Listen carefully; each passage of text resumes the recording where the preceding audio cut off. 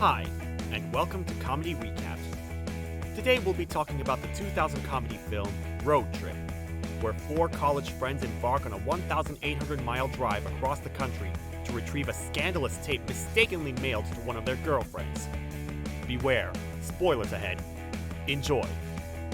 The movie opens up with a small group of people walking through a bright and open courtyard. We meet a man, Barry, showing a tour of prospective students and their parents walking through the University of Ithaca. He seems ill-informed, clearly not knowing the proper facts, which the group picks up on rather quickly. They start questioning how long he's been going to school here, to which he answers it's been 8 years. And they all meet his admission with laughter. When asked if anything cool ever happens there, he says it's the coolest place ever before quickly devolving into a story about his friends Josh and Tiffany and their fantastic journey. There's a montage of a younger Josh Parker and Tiffany Henderson playing together, as we learn the two were childhood friends and high school sweethearts. They were together for years and decided to try for a long-distance relationship when he went to the University of Ithaca. She went to veterinary school at the University of Austin. Josh has been having a hard time reaching her, fearing that she's cheating on him. Even so, he mails her videotaped letters regularly. Josh asks his friend Ruben to mail his tape to Tiffany before leaving for class. In ancient philosophy, Josh's professor tells him he needs at least a B+ on his midterm to pass the semester and retain his financial aid. Still worrying about Tiffany, Josh's best friend E.L. convinces Josh to notice Beth Wagner, who's been in love with him. Jacob, the scheming philosophy TA, is obsessed with Beth and hostile towards Josh. They go to E.L.'s party, where a few of the women are auctioned off, including Beth. Scared of Jacob's continued advances, Beth convinces Josh to outbid him. Despite Josh not having much cash, he tries. They go back and forth before E.L. decides to rig the auction and ignore Jacob's repeated attempts to outbid Josh. They escape to his room, and Beth pulls out his camcorder to record their fun, eventually devolving from flirty questions to full-on P in the V. The following day, Josh comes back to the room in a great mood, confessing he and Beth had done the deed. The boys all gather around, interested in watching the tape he and Beth created. They play the video only to realize Ruben must have confused the videotapes and mailed the naughty one to Tiffany. Freaking out, Josh then gets a call from Tiffany and lets it go to voicemail. She explains over voicemail that she hasn't called because her grandfather died, and she'll be away from school until Monday. The boys hatch a scheme to go across the country from Ithaca to Austin, Texas.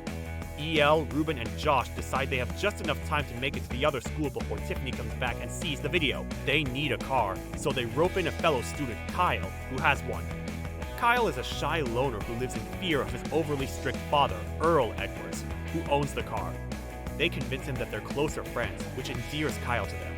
And the group heads out to drive the 1,800 miles to Austin and back in 3 days, leaving Barry behind to take care of their pet snake, Mitch. After the boys leave, Beth corners Barry, who's in the middle of feeding the snake. She's looking for Josh, and Barry, confused, says he's gone to his girlfriend at the University of Boston instead of Austin. She's upset, believing that Josh had broken up with his girlfriend, and decides to take a bus to Boston to tell Tiffany about the transgression herself. The group drives across the interstate in Bedford, thinking they found a shortcut, despite in no way seeming like a shortcut at all. They come across a small, collapsed bridge, realizing that it'll take 5 hours to backtrack. Despite Kyle's protesting, E.L. and Ruben convince him that they can jump over the gap, and they try. While they make it across, the car is wrecked, and as they walk away, it even explodes. They continue their trek on foot, stopping at a hotel for the night. Ruben tries buying some herbs from the unfriendly, unhelpful motel clerk. But in the meantime, he's informed that Kyle's credit card has been maxed out. Kyle's father, meanwhile, discovers that the card is maxed. He's at a restaurant and becomes belligerent as the server says he needs to find a different form of payment. Looking for transportation, E.L. persuades Brenda, a blind woman at a school for the blind, to allow him to take the bus for repairs. With the new small bus, they resume their journey. They stop off for breakfast, where Kyle upsets a server. Sure enough, the server takes this in stride, adding a personal touch to the meal. When they finally resume their trip, the boys play cards and enjoy the road trip together, taking turns pranking each other and driving. At one point, Kyle asks to stop for the bathroom, where EL jokingly refuses. Seeing how Kyle accepts it, he helps give his new friend a pep talk, telling him he needs to stand up for himself. Meanwhile, back at the dorm, Barry whispers sweet nothings to the mouse that their pet snake Midge is supposed to eat.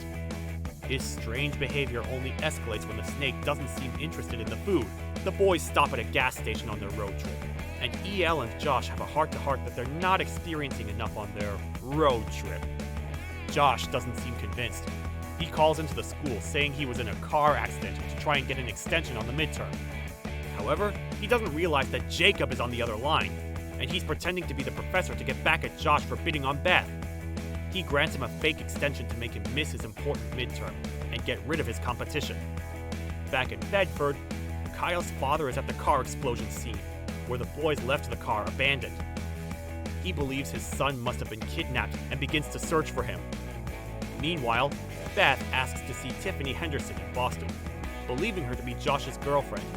She's directed there and has decided to do the right thing by telling Tiffany she and Josh hooked up.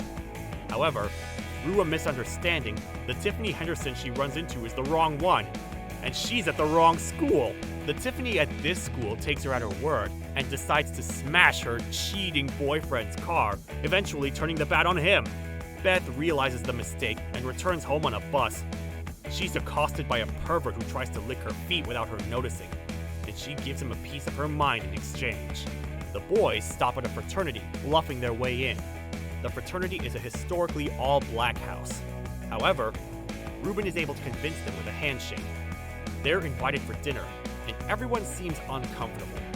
Two of the students approach Kyle, having supposedly found a hood in his duffel bag.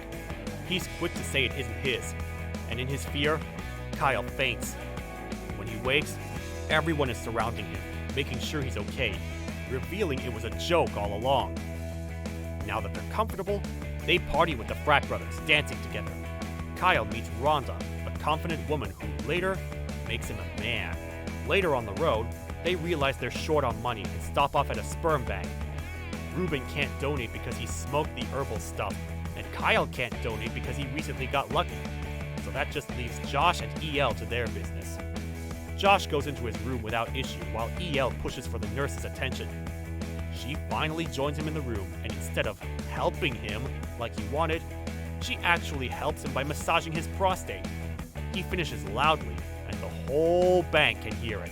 While Barry continues to feed the unwilling snake, Beth approaches him, and the two hash it out, trying to understand what's going on. Jacob walks in and reveals that Josh will fail his midterm because of his lie. Midge bites Barry's hand, which turns into a struggle, ending with the snake landing on Jacob, squeezing his neck until he loses consciousness. Finally getting to Austin, Josh goes to the front desk and asks for Tiffany's mail. The student at the desk refuses, and he and Josh get into a fight. Earl also busts in, furious over the credit card and car alike, threatening to take Kyle back with him. However, emboldened by his and EL's heart-to-heart, Kyle refuses and says he's going back to school with his friends. Earl joins the fight, and a mini riot ensues. Josh manages to intercept the tape right as Tiffany arrives. They retreat from the chaos to talk, and Beth interrupts with a call to warn him that he doesn't actually have an extension. While Josh talks on the phone, Tiffany watches the tape, which, as it turns out, is nothing more than Barry mooning the camera. She and Josh decide to break up and remain friends. Josh and his friends rush back to their school, just in time to take the midterm. But as Josh runs into the classroom, he's intercepted by the bomb squad. As it turns out, Beth decided to help, fearing he wouldn't make it back on time, and called in a false threat. The movie closes with Barry finishing the visitor's tour and confirming a few details. Josh passed his course, and he's still making movies with Beth. Jacob dies due to leading a cult in a mass exodus that only he followed through with. Ruben became a successful plant cultivator, creating a strain of the green stuff that can't be traced. EL meets a medical student who's willing to experiment with him. Kyle reconciles with his father and introduces his family to his new girlfriend, Rhonda. The tour ends, and Barry wishes them all well before turning his attention to one of the group's mothers who was over-impressed with him. And that's going to wrap things up for today. Hopefully you've enjoyed this recap as much as we did. If you liked the video and want to look into other movies with us, then be sure to click the like button and subscribe subscribe to the channel with notifications turned on. That way you won't miss a single video.